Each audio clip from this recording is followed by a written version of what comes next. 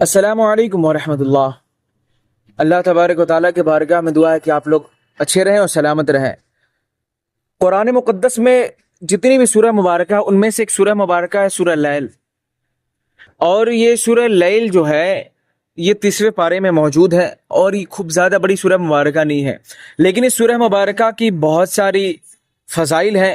اگر ان میں سے کچھ باتیں میں آپ کے سامنے اگر شیئر کروں تو صرف کچھ باتوں کو اگر میں آپ کے سامنے شیئر کروں تو آپ یوں سمجھے کہ اگر ہم میں سے آپ میں سے کوئی بھی شخص صلح کروانا چاہتا ہے اپنے فیملی ممبر کے درمیان، یعنی بھائی بھائی میں بنتی نہیں ہے، اکثر کسی باتوں پہ بحث و مباحثہ پھر بات چیت بند ہو جایا کرتی ہے۔ کوئی شخص چاہتا ہے کہ بھائی بہن میں یا اپنے فیملی میں محبت بڑھے، کسی قسم کی پریشانیاں نہ ہو، مصائب ٹل جائیں، آفات و بلیات دور ہو جائیں، تو ہر وہ شخص جو ان ساری چیزوں کی خواہش رکھتا ہے کہ میں صحیح و سلامت رہوں اور اللہ تبارک و تعالی ہمارے اوپر کے مصائب کو ٹال دے، اور ہمارے خاندان اہل خاندان اگر ان کے اوپر بھی مصائب ہیں تو اللہ تعالیٰ ٹال دے، گھر میں صلح کروانا ہو، اگر ایک دوسرے کے دل میں محبت پیدا کروانی ہو، ہر کام انشاءاللہ تبارک و تعالیٰ ہوگا۔ کچھ مخصوص طریقہ تو نہیں ہے، لیکن ہر وہ معتبر کام، ہر وہ عظیم کام اور ہر وہ عظیم وظیفہ جس کو کرنے کے لیے وہی طریقہ ہے، جو طریقہ یہ ایک دن یا 2 دن کا طریقہ نہیں ہے، بلکہ آقا علیہ السلام کی دور سے یہ طریقہ چلا آ رہا ہے۔ ہر وظیفے کے لیے ہم نے پہلے بتایا کہ نماز از اے ویری امپورٹنٹ، نماز شرط ہے، بغیر نماز کا تو کوئی وظیفہ ہمارے ہاں ہے ہی نہیں۔ نماز کے بعد اگر آپ کہیں گے تو انشاءاللہ تبارک و تعالیٰ آپ کے وظیفے جو ہیں وہ بھی کام کریں گے۔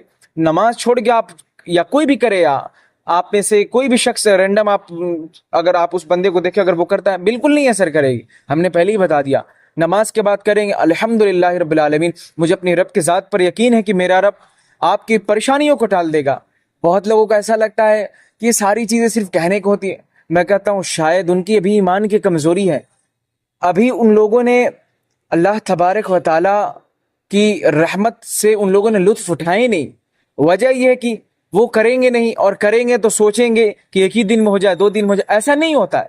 اللہ تبارک و تعالی کریم ہے، میرا رب ابھی چاہے کرم فرما دے، رحم فرما، میرا رب جب چاہے کرم فرما دے ہمارے اوپر، آپ کے اوپر۔ تو ایسا نہیں کہ آپ چاہو گے کہ ابھی میں نے مثال کے طور پر مان لیجیے ابھی یہ وظیفہ ہے قرآن مقدس کی ایک مبارک اور مشہور سورہ مبارک ہے سورہ لیل کا، یہ وظیفہ ہے، اگر میں یہ سوچوں کہ آج سے کر رہا ہوں آج ہی کام ہو جائے، ایسا نہیں ہوتا نا۔ اللہ تبارک و تعالیٰ کرم فرمائے گا، رحم فرمائے گا، بس ہمیں کرنے کی ضرورت ہے، اور آقا علیہ السلام کا وسیلہ بھی اپنی دعاؤں میں شامل رکھ کریں، انشاءاللہ تبارک و تعالیٰ کامیں بن جائیں گے۔ ایسا نہیں ہے کہ کامیں نہیں بنیں گی۔ رب کی ذات پر مکمل پختگی کے ساتھ یقین اگر آپ رکھتے ہیں تو ہی کام ہوگا۔ مثال کے طور پر میں یہ وظیفہ کر رہا ہوں قرآن مقدس کی، کسی بھی آیت مبارکہ کا آپ لے لیجئے، میں جو شیئر کر رہا ہوں اس کی بات نہیں کر رہا، میں صرف آپ کوئی بھی آیت مبارکہ لے لیجئے، اگر آپ اسی آیت مبارکہ کے آپ وظیفہ کو آپ کر رہے ہیں لیکن رب کی ذات پر یقین ہے ہی نہیں تو کہاں سے ہوگا؟ دس از ناٹ پاسبل، سمجھ رہے ہیں نا؟ یہ کسی بھی طریقے سے ممکن نہیں ہے۔ ہمیں رب کی ذات پر یقین کرنا ہوگا اور بھروسہ رکھنا ہوگا، اس بات کو ذہن میں رکھ لیجیے۔ پھر کوئی بھی وظائف کام کرتے ہیں، اب دیکھیں اب کرنا کیا ہے، پروسیس کیا رہے گا، وہی ساری چیزیں ہیں۔ نماز کے بعد، نماز سے پہلے تو کوئی اس میں مسئلہ ہی نہیں ہے، اور اس میں جو ہے ایک ٹائمنگ کا مسئلہ ہے، لیکن جو ٹائمنگ جو حضرات یہ سمجھتے ہیں کہ اس ٹائم میں نہیں کیا جائے گا، لیکن انہیں معلوم نہیں، انہیں پڑھنے کی ضرورت ہے۔ جو لوگ پڑھے لکھے حضرات الحمدللہ وہ میری باتوں کو سمجھ جاتے ہیں کہ میں کہاں اشارہ دے رہا ہوں۔ یعنی فجر کی نماز کے بعد بہت لوگ اس میں کنفیوژن ہوتا ہے پڑھوں کہ نہ پڑھوں۔ چلیے فجر کی نماز کے بعد آپ 15-20 منٹ ہولڈ کر لیں، یعنی جب طلوع آفتاب شروع ہو تب آپ کر سکتے ہیں، تب تو کر ہی سکتے ہیں نا، اتنا تو آپ کر ہی سکتے ہیں۔ اب وہی پروسیس ہے کہ سب سے پہلی بات یہ ہے کہ آپ نماز کے پابند ہو جائیں، نماز پڑھیں، شریعت مصطفیٰ سے جڑ جائیں۔ ہر برے کام اگر آپ سے جو جڑے ہوئے ہیں، مثال کے طور پر کچھ بھی آپ لے لیجئے، میں آپ کے ساتھ یہ نہیں کہوں گا کہ یہی آپ کر رہے ہوں گے، بالکل ایسا نہیں کہوں گا، میرا یا کسی کا بھی کوئی حق نہیں بنتا آپ پر یا کسی پر الزام لگا کہ آپ یہ کرتے ہیں، نشہ کرتے ہیں، نہیں۔ آپ خود سوچ لیجئے، دل میں ارادہ کر لیجئے، عیبوں کو چھپانا چاہیے، ظاہر نہیں کرنا چاہیے۔ ہم سب کے اندر کچھ نہ کچھ عیوب ہیں، سمجھ رہے ہیں نا؟ تو جو بھی آپ نشہ وغیرہ یا کوئی بھی کسی برے کام میں اگر کوئی شخص مبتلا ہے، ان سب کو چھوڑیں اور نیک کام کی طرف جانب آئے۔ اہل سنت والجماعت حضور پاک صلی اللہ علیہ وسلم کے فرمان مبارکہ کے اکارڈنگ سنت پر عمل کرے، ساتھ ہی ساتھ نماز کا پابند ہو جائے، اور فجر کی نماز خصوصی طور پر پڑھے، چھوڑے نہ بندہ۔ اور یہ فجر کی نماز کے بعد ہی کا عمل ہے، فجر کی نماز فجر کی جب وہ شخص نماز پڑھ لے گا، پڑھنے کے بعد وہ چاہے تو اس وقت کر لے. لوگ یہ کہتے ہیں کہ مکروہ ٹائم ہے، لیکن مکروہ ٹائم میں پڑھنے کو منع کیا گیا ہے. بہار شریعت میں یہ بات پوری تفصیل سے مینشن ہے، پڑھنے کو منع کیا گیا ہے. لیکن آپ وظیفہ وغیرہ کر سکتے ہیں، لیکن بہتر یہ ہے کہ اس وقت نہ پڑھیں. ہمارے پڑھنے سے زیادہ بہتر ہے نہ پڑھنا. تو اسی لیے میں یہ کہوں گا کہ آپ 15-20 منٹ ہولڈ کر لیں. جب سورج طلوع ہوگا اس وقت آپ سورہ لیل کی تلاوت کریں. زیادہ آپ کو لگے گا کہ لیکن ہے نہیں زیادہ، بس 71 مرتبہ 71 مرتبہ آپ پڑھیں. اور ہمارا انشاءاللہ شروع سے یہی مقصد رہا ہے کہ میں وظیفے کے ذریعے ہمارا وہی پیغام رہے گا جو اکارڈنگ ٹو شریعہ، یعنی نماز کو ہم کسی حال میں نہیں چھوڑ سکتے. نماز تو ساتھ رہے گا، اور ہمارا یہ مقصد اس کے ذریعے، ہمارے وظیفے کے ذریعے آپ نماز کے پابند ہو جائیں، نماز سے آپ جڑ جائیں. تو پھر کیا فائدہ، کل کو کیا منہ دکھائیں گے رب کے بارگاہ میں؟ سب سے پہلا سوال تو نمازی کا ہوگا نا. تو اسی لیے نماز سب سے پہلے ہے. نماز کے بعد یہ وظیفہ کریں، یعنی سورہ لیل کی 71 مرتبہ تلاوت کریں، اور تلاوت کرنے کے بعد پھر درود شریف پڑھ لیں، اور درود شریف پڑھنے کے بعد پھر رب کے بارگاہ میں دعا کریں.